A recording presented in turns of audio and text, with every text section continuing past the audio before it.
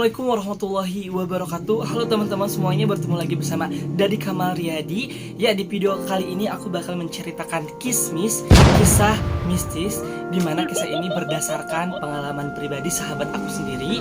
Ya, sebelum lanjut nonton videonya, jangan lupa teman-teman dukung terus perkembangan channel aku dengan cara like, komen, dan subscribe videonya. Jangan lupa nyalakan notifikasinya juga ya guys.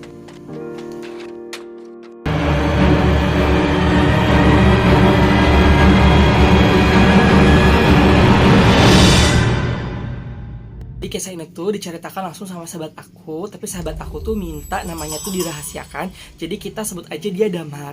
Jadi Damar ini selagi kecil dia tuh suka hidup pindah-pindah tempat gitu. Jadi tuh dia tuh kontrak bareng sama keluarganya dan kedua adiknya. Jadi tuh dia tuh kontrak ya pindah-pindah tempat gitu. Tapi suatu ketika dia tuh diminta tinggal bareng di rumah uyutnya. Jadi uyutnya ini dia tuh ngangkat bibinya mamahnya. Jadi bibinya mamahnya berarti kan neneknya Damar ya. Neneknya Damar itu diangkat anak oleh uyutnya ini, dan uyutnya ini setahu Damar itu Damar gak tahu kalau misalkan uyutnya itu siapa suaminya, nggak punya anak, terus kayak saudara-saudaranya siapa itu dia nggak tahu gitu tuh. Jadi uyutnya ini tinggal sebatang kara di rumahnya itu, dan dia tuh kayak ngangkat anak itu. Jadi neneknya Damar atau bibinya bibinya mamahnya Damar. Jadi neneknya Damar diangkatlah oleh uyutnya ini, dan kita sebut aja uyut ini itu Uyut Iyong. Nah, tinggallah Damar sekarang di rumah uyutnya. Jadi di rumah uyutnya itu tinggallah uyutnya, neneknya itu mempunyai dua anak ya, itu Om Saba dan Aterina. Tinggallah ibu dan bapaknya Damar serta Damar dan kedua adiknya, yaitu Randy dan Rendu. Jadi tinggallah 9 orang di rumah tersebut. Dan di rumah tersebut itu memiliki 6 kamar ya, mulai dari kamar yang paling belakang banget itu kamar uyutnya. Jadi kamar uyutnya itu tinggalnya tuh di kamar yang paling belakang banget. Dan kamar yang kedua dari belakang itu kamar neneknya. Kamar yang ketiga dari belakang itu kamar ibu dan bapaknya Randy. Terus kamar yang selanjutnya itu kamar Randy dan kedua adiknya ya. Jadi kedua adiknya dan Randy itu tinggal di kamar yang sama. Dan di kamar yang paling depan itu tuh, yang kedua paling depan itu tuh kamar adiknya, dan di kamar yang paling depan banget itu kamar omnya. Jadi di kamar yang paling depan banget itu jadi kamar yang paling depan itu berpas-pasan. Jadi kayak ini ruang tamu, pinggirnya itu kamar omnya ya. Terus di belakangnya itu ada kayak ruang nonton TV atau ruang keluarga, di mana ruang keluarga dan ruang nonton TV itu sebelahnya itu ada 2 kamar lagi. Jadi kamar adiknya dan kamar si Damar dan adik-adiknya itu. Dan di ke belakang lagi itu tuh ada kayak ruang makan atau misal kayak dapur yang kayak gitu. Ruang makan dan dapur itu panjang banget ya, ada ruang makan, ada dapur, dan aku tuh lihat tuh waktu itu tuh ada kayak tempat kayak jemuran kayak gitu di situ tuh. Itu tuh di sebelahnya itu 3 kamar karena luas banget di situ. Jadi kayak kamar orang tuanya Damar, kamar neneknya Damar, terus kamar uyutnya ini. Dan di belakang itu, itu ngelebar ya ke belakang. Nah, di belakangnya itu kayak bak mandi dan ada gudang di situ tuh, ada gudang. Jadi gudangnya tuh untuk menyimpan perkakas kayak gitu. Nah, jadi rumahnya itu emang bener-bener gede banget ya. Aku juga pernah kesana, emang rumahnya itu gede banget. Jadi kayaknya tuh uyutnya itu pada zaman dahulunya itu orang punya gitu. Jadi tuh peralatan-peralatannya di sana tuh kayak bener-bener peralatan kuno dan terbuat dari kayu jati. Bayangkan kan kayu jati sampai sekarang tuh aku main ke rumahnya tuh emang masih awet sampai sekarang. Jadi emang bener-bener kayu jati asli, dan emang kayak banyak banget kayak perkakas klasik kayak gitu, kayak meja-meja atau misalkan meja makan atau lemari-lemari atau tempat televisi kayak gitu tuh. Itu emang zaman dahulu banget. Televisinya juga sama, itu tuh masih televisi tabung ya, tapi emang gede banget tuh, tabungnya tuh gede banget. Jadi kan orang yang punya televisi tabung dan gede banget zaman dahulu pasti kan orang punya banget kan. Terus di sana tuh aku lihat tuh banyak banget kayak lukisan-lukisan, tapi lukisan-lukisan tuh kayak lukisan Nyi Roro Kidul, atau misalkan kayak macan bareng sama kayak wali kayak gitu. Jadi kayak banyak banget lukisan tua, di mana lukisan tua itu kayak zaman kerajaan kuno kayak gitu. Terus nggak apa ya namanya tuh, jadi lukisannya tuh kalau misalnya lukisan sekarang kan menonjolkan warnanya, tapi kalau misalkan itu lukisannya tuh hanya terdiri dari berapa warna gitu. Kayak warna kan kalau kita hitam putih ya, kalau ini nggak, kita bukan hitam putih tapi krim biru krim biru gitu loh, lukisannya krim biru kuning gitu tuh. Jadi nggak banyak warna juga yang mencolok itu, tapi emang tulisannya itu lukisannya itu bagus banget dan banyak banget di situ. Jadi kejadian ini tuh dialami Damar saat Damar tuh berumur 9 tahun. Jadi pas Damar umur 9 tahun itu adiknya Randi itu umurnya 7 tahun dan Randu itu umur 3 tahun. Dan waktu pada saat itu ini tuh terjadi pas Uyutnya itu masih dalam keadaan hidup ya. Dan setahu Randi itu umurnya Uyutnya itu kurang lebih sekitar 80 tahunan. Tapi di umurnya yang 80 tahun ini neneknya itu wajahnya itu cantik banget, terus auranya itu tuh emang bener-bener shiny banget ya, kayak menonjol banget, kayak cerah banget gitu tuh. Meskipun rambutnya itu kan panjang, rambut itu udah putih semua, jadi rambutnya udah putih semua, dia udah kayak udah 80 tahun sih, gimana sih kayak orang tua yang umur 80 tahun itu gimana, tapi aura cantiknya itu menonjol banget kayak gitu. Dan setahu Randi itu tuh Uyutnya itu nggak banyak bicara, jadi kayak jarang banget ngobrol sama yang lain. Jadi kayak kebiasaannya itu kayak suka nyisirin, jadi kayak di ruang nonton TV itu, di ruang tengah itu, di depan kamar Randi itu, jadi Uyutnya itu suka kayak nyisirin rambutnya yang panjang kayak gitu, kayak panjang tapi warna putih itu, kayak suka nyisirin di situ. Dan bajunya pun kayak pakai samping gitu, kayak samping diikat, terus bajunya tuh kayak baju-baju zaman dahulu, gimana sih, masih seperti itu bajunya tuh pada saat Randi masih kecil. Dan setahu Randi si Uyutnya itu mandiri banget, jadi dia tuh kayak suka ke toilet masih sendiri, kayak suka masak sendiri, kayak apa-apapun sendiri gitu tuh. Jadi emang masih aktivitasnya kayak masih seger kayak gitu tuh. Dan kebiasaan Uyutnya itu yang paling sering Randi lihat, jadi itu tuh kayak ada tempat nutu, tahu gak sih, kayak tempat kayak buat bikin beras itu dari wadah yang gede banget tuh, ditutu berasnya tuh padinya tuh ditutu dan jadi beras kayak gitu. Jadi kayak biasa tuh kayak suka nutu, kayak zaman dulu kan suka pada nutu kayak gitu ya. Dan sampai saat ini tuh si tempat nutu itu masih ada guys. Suatu ketika Uyutnya itu meninggal, tapi meninggalnya itu emang benar-benar aneh banget. Jadi meninggalnya itu nggak mengalami sakit sama sekali, dan tahu-tahu tuh meninggal gitu. Pas dilihat ke kamarnya itu emang udah meninggal, udah gak ada napasnya. Tapi sebelum kejadian meninggal itu, jadi neneknya itu kayak udah mandi dulu, udah nyisir dulu, udah pakai baju yang paling bagus yang dia punyai, terus dia tidur dan dia meninggal gitu. Jadi meninggalnya itu nggak nyusahin orang lain. Dan pas meninggalnya Uyutnya itu, kamarnya Uyutnya itu ditempati sama ibu dan ayahnya Randi, Damar maksudnya. Dan kamarnya ibu dan ayahnya Damar itu ditempati oleh Damarnya sendiri. Jadi Damar itu tinggal di kamar sendiri, itu bekas ibu dan ayahnya. Jadi di paling belakang ya, di dekat ruang kayak dapur atau ruang cuci bersih kayak gitu, atau di dekat kamar mandi itu. Jadi paling belakang itu ibu dan ayahnya, terus di tengah itu neneknya, dan di pinggirnya itu kamar Randi. Dan banyak banget kejadian mistis setelah Uyutnya meninggal. Cerita pertama itu, tahu kan kalau misalkan kebiasaan Uyutnya itu suka nutu beras. Nah, setiap malam Jumat Kliwon jam 12 malam pas, jadi si tempat nutunya itu suka bunyi sendiri, tuk tuk tuk tuk gitu. Jadi awal-awalnya itu Randi itu nggak ngeh kalau misalkan si tempat nutunya itu suka bunyi sendiri, tek. Tapi dia tuh dengar percakapan dari ibu dan ayahnya Randi ngobrol sama neneknya, bahwa kayak ngobrol, dengar gak sih nek, dengar enggak bahwa kalau malam setiap jam 12 setiap malam Jumat itu suka ada kayak nutu gitu. Dan Randi tuh sekilas tuh kayak denger mereka ngobrol, dan masa sih kayak gitu, emang siapa gitu kan. Dan dia tuh jadi takut kan atas dasar kejadian itu gitu tuh maksudnya. Tapi dia tuh nggak pernah ngeh selama itu teh. Kalau kurang lebih tuh kayak udah 40 harinya neneknya, Randi tuh nggak ngeh. Tapi setelah di 40 hari neneknya tuh, Randi tuh orang tuanya tuh bilang ke neneknya, dan Randi tuh mendengar percakapan orang tuanya ke neneknya gitu.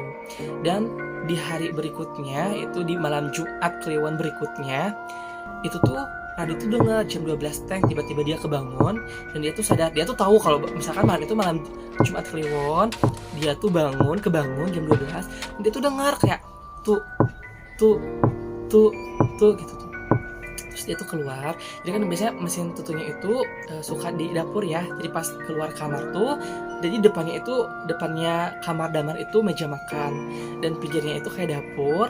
Terus kayak pinggirnya dapur itu ada kayak ruang jemuran, dan di belakang ruang jemuran itu, kalau sekarang ada mesin cuci ya, kalau dulu nggak ada mesin cuci. terus pinggirnya itu kayak bak mandi, dan di tempat mesin cuci itu tuh itu yang biasa dilakukan kayak namanya tuh kayak tempat nutup si uyutnya itu loh. Nah jadi kalau misalkan pas orang tuanya keluar, jadi pas orang tuanya keluar kamar itu pas banget di depan si meja tempat jemuran itu. Jadi pas lihat ke pinggir tuh itu bak mandinya 2, dan di pinggir bak mandi itu tuh ada si mesin tutupnya gitu tuh. Jadi pas Damar tuh kan Damar takut ya, Damar tuh pengen ngebangunin orang tuanya. Pada saat itu tuh belum ada yang namanya handphone, belum ada. Jam 12 jam 12 malam tuh Damar tuh keluar pas keluar kamar ya kan depannya itu meja makan ya. Pas lihat ke kiri so pasti kan karena lurus banget kayak lain banget itu kamar rumahnya itu. Pas lihat ke sini tuh kelihatan kayak dapur, dari ujung tuh kelihatan dapur, kelihatan kayak jemuran kayak gitu. Terus ujungnya itu kelihatan ada tempat tutup itu.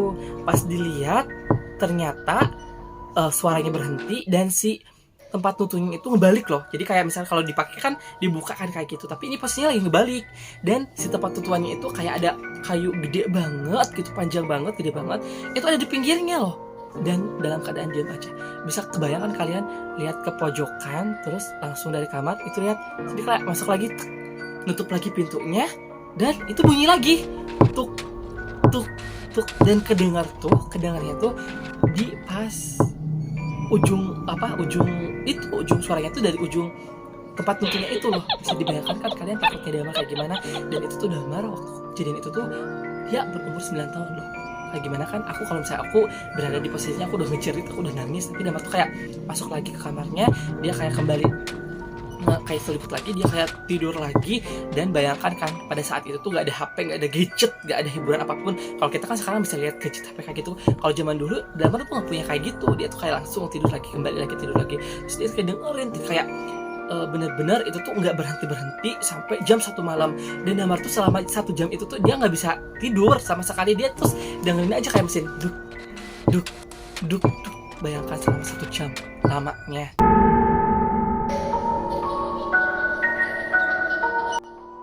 Kejadian kedua ini dialami oleh ayahnya Damar sendiri. Jadi ayahnya Damar ini, jadi dia tuh kan pulang kerja tuh malam ya, jadi kurang lebih kayak jam 10-an itu baru kerja. Dan semua itu udah pada tidur. Kalau jam segitu pada saat zaman dahulu itu udah pada tidur ya.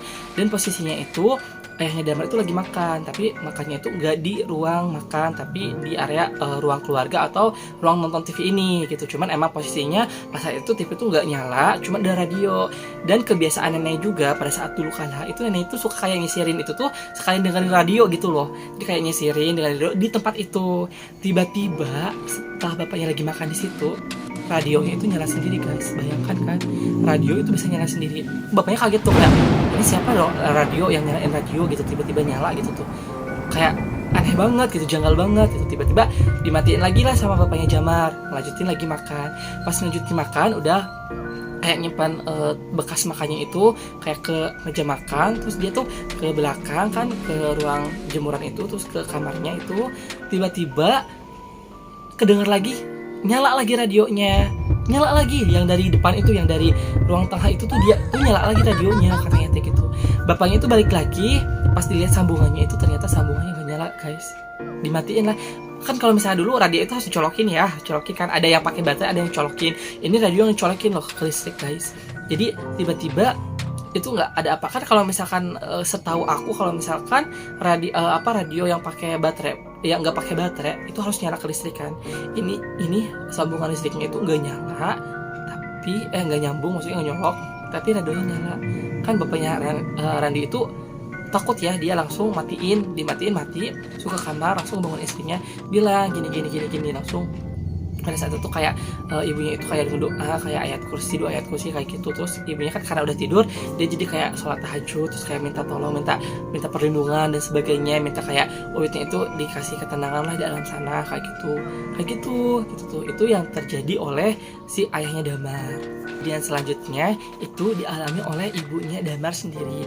Jadi pas ibunya Damar itu kan, kalau Damar kayak sekolah, terus adiknya itu kan juga kan 7 tahun, berarti kan udah kelas 1 apa kelas 2 SD gitu tuh, sekolah juga kayak gitu. Jadi bibinya juga waktu itu masih sekolah, terus omnya itu sama juga dia kalau nggak salah udah kerja pada saat itu. Jadi tinggalnya cuma neneknya, ibunya Damar, dan adiknya kan yang umur 3 tahun. Nah, adiknya sama neneknya itu lagi ada di ruang tengah, jadi kayak lagi adiknya itu lagi diurus lah sama neneknya itu kan. Dan mamahnya itu berada di belakang kayak lagi ngejemur baju kayak gitu di depan di sebelahnya ruang jemuran itu kan, itu kamar neneknya. Depannya itu pas keluar ini ruang jemuran kan. Tadi pinggir ruang jemuran itu ada ruangan khusus gudang kayak gitu, dan gudangnya itu jadi tempat penyimpanan barang-barang Uyutnya, kayak misalkan bajunya, terus kayak ada foto-fotonya yang sebagainya. Itu kita nggak pajang loh, kayak disimpan gitu tuh, kayak lukisan-lukisan kayak gitu tuh dipajang di sana kayak gitu. Tiba-tiba pas pas ibunya lagi ngejemur kayak gitu, si pintunya teh siang-siang loh, itu siang-siang si pintunya teh kayak ngebuka sedikit, kayak itu angin gitu. Emang sih katanya tuh pintunya tuh udah longgar gitu tuh, jadi kalau misalkan kadang-kadang kayak suka buka sendiri, krek gitu, buka sendiri gitu tuh, buka sendiri. Pas dilihat tuh tiba-tiba si baju kayak gitunya kan kayak langsung ke expose kan, baju yang kayak gitunya kan. Jadi tiba-tiba pas langsung ke expose, kaget loh, kayak ada yang pakai bajunya, kayak ada yang udah pakai bajunya, terus kayak disimpan, kayak digantung aja gitu, kayak dipaku-paku kayak gitu kan. Ini aneh, siapa? Terus kayak diberesin lagi, ditelepin lagi sama ibunya Damar tuh, disimpan lagi gitu posisinya. Terus dan itu tuh nggak berkali kan, karena emang pintunya udah rusak, jadi kayak sengaja kayak ada kawat, jadi si pintunya itu diikat sama kawat, jadi kayak itunya tuh diikat sama kawat, jadi nggak bisa ngebuka kayak gitu.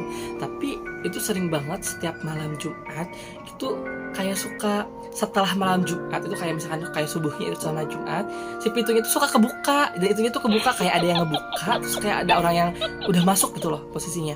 Itu setiap malam Jumat Leon. Selalu seperti itu gitu kejadiannya tuh. Tapi kalau sekarang aku nggak tahu ya kayak gimana, tapi dulunya tuh kata ibunya tuh suka kayak gitu tuh di gudangnya tersebut. Itu yang dialami oleh ibunya Damar. Dan kejadian selanjutnya ini dialami oleh neneknya Damar. Jadi kan ada beberapa lukisan yang emang nggak disimpan di gudang ya, karena emang nggak muat, dan lukisan tuh gede banget dan bagus banget. Jadi emang sengaja kayak disimpan di ruang ruang keluarga itu gitu, disimpan di ruang keluarga. Tiba-tiba pas neneknya itu suka kan, sering banget kan di ruang keluarga, terus kayak suka kayak lagi ngejahit baju, atau misalkan kayak lagi ngebenerin apa kayak gitu tuh, suka duduk di situ neneknya tuh. Dan tiba-tiba lihat lukisannya itu lukisan di papang tuh ada beberapa, ada salah satunya tuh ada lukisan Nyi Roro Kidul, tapi dia tuh neneknya itu kalau misalnya lukisan itu kayak lihat aja ke dia, kayak natap neneknya itu.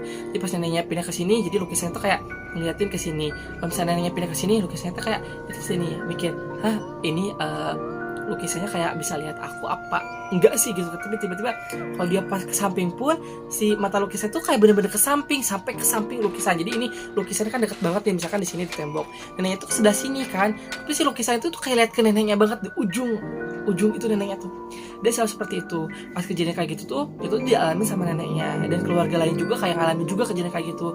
Jadi disimpanlah lukisan itu di gudang. Jadi di gudang itu karena emang suka seperti itu, kayak aneh kejal kayak gitu, jadi lukisan tuh disimpan di sana gitu, disimpan di sana lukisan itu.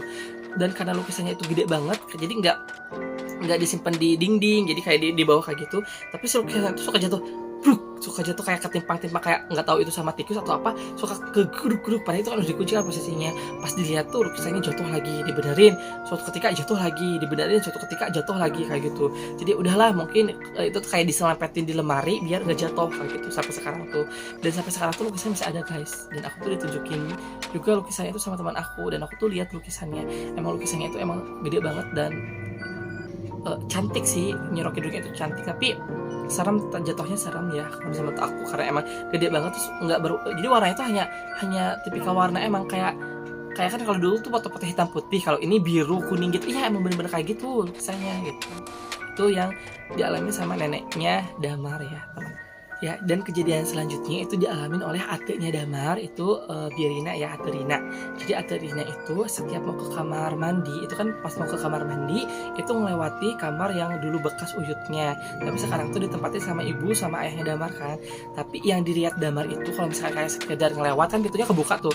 Kalau misalkan kayak ngelewat kayak gitu, yang dia lihat tuh, yang adiknya lihat itu bukan ibunya Damar, tapi Uyutnya itu kayak sekelas lihat, ih kok itu kayak bukan, jadi intinya mah dia bilangnya teteh ya, kayak bukan si teteh. Jadi ibunya Damar tuh bilang teteh, kayak bukan si teteh katanya kayak gitu, tapi kayak si Uyut gitu, kayak si nenek. Dia bilang nenek kan, kayak si nenek. Tapi pas dia mundur lagi, ternyata ibunya Damar lagi, kayak kadang nyetrika di situ, kadang nyiapin baju. Tapi setiap kesana kalau sekilas, kalau pintunya lagi ngebuka, sekilas dia lewat, itu perawakannya itu kayak bukan ibunya Damar, tapi Uyutnya itu guys. Itu yang diceritain mistis oleh atuknya itu ya. Dan kejadian selanjutnya itu, ini tuh kayak dialami langsung sama adiknya Damar. Jadi adiknya Damar itu yang berumur 3 tahun itu Randu. Jadi Randu itu kalau misalnya tinggal sendiri itu suka kayak ngobrol sendiri. Jadi kayak ada yang suka kayak nemenin main, kayak ngobrol sendiri kayak gitu. Itu sering banget. Jadi itu tuh kejadian setiap malam. Jadi kalau setiap malam itu Randu kebangun, itu pernah suatu ketika Randu itu pas di kamar 3 tahun kan bareng sama jadi kan dia tuh kayak kadang tidur sama ibu bapaknya, kadang tidur sama Randu, soalnya Randu pengen ditemenin kan dia tuh. Tapi suatu ketika pas kebangun Randi pengen ditemenin Randu. Suatu ketika pas nginep di kamarnya Randu dan Randi itu, Randu itu kebangun malam-malam, terus dia keluar sendiri di ruang tengah. Kan di depan kamarnya itu langsung kan ruang tengah, ruang nonton TV itu. Dia main sendiri guys di situ, main sendiri sampai jadi kayak malam itu kurang lebih sampai jam 12 malam itu main sendiri. Tiba-tiba omnya itu keluar dari kamar depan, mau ke kamar mandi kan, dia ngelewatin per kamarnya, dan lihat Randu itu lagi main sendiri di situ malam-malam sampai jam, yang dilihat itu jam setengah 12 main sendiri guys. Bisa dibayangkan kan? Omnya itu langsung nanya, Randu katanya kamu lagi main sama siapa? Jadi kayak dia nyebutin dia tuh main sama Uyut kan. Om itu kaget kan, terus dia tuh kayak manggil teh itu si Randu bangun katanya main sendiri. Diambillah si Randu terus itu ke rumah, ke kamar ibu dan ayahnya itu gitu. Dan itulah kejadian mistis katanya yang dialami langsung sama teman aku ini Damar. Dia tuh cerita ke aku emang bener-bener kayak kejadian mistis kayak gitu. Cuman aku pernah sih waktu itu nginep di rumah Randu, apa namanya tuh, kayak pas aku kuliah ya 2017-an aku pernah main ke sana. Emang rumahnya itu kayak mistis banget ya, kayak tua banget kayak gitu. Tapi emang alhamdulillah aku nggak ngalamin apa-apa sih gitu. Cuman mungkin dialaminya tuh kata Damar mah karena beda 2 tahun ya. Randi sama Damar itu beda 2 tahun. Jadi temen aku tuh Randi sama Damar juga gitu. Dua-duanya teman aku, ada MS umuran kan, beda 2 tahun kayak gitu.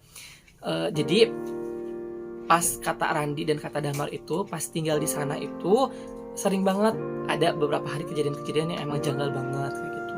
Dan emang gak bisa dijelasin semua di sini ya. Tapi pas aku nginep di sana, alhamdulillah tidak terjadi apa-apa. Itu ceritanya teman-teman. Ya, mungkin sekian video dari aku, kurang lebihnya seperti itu. Aku bakalan ceritain kejadian-kejadian mistis lagi berikutnya. Jadi buat teman-teman juga yang punya kejadian mistis atau pengalaman mistis yang nyata, itu bisa langsung aja kirim ceritanya itu lewat email aku, dari kamalriyadi13@gmail.com, atau bisa langsung ke DM Instagramnya aku Daigi_, atau bisa hubungin WA aku ya, yang punya WA aku. Teman-teman semuanya yang punya WA aku bisa chatting aja bareng aku, atau misalkan ngobrol bareng, nanti kita meet up bareng. Sekian cerita dari aku, kurang lebihnya aku mohon maaf yang sebesar-besarnya. Billahi taufiq wal hidayah, wassalamualaikum warahmatullahi wabarakatuh.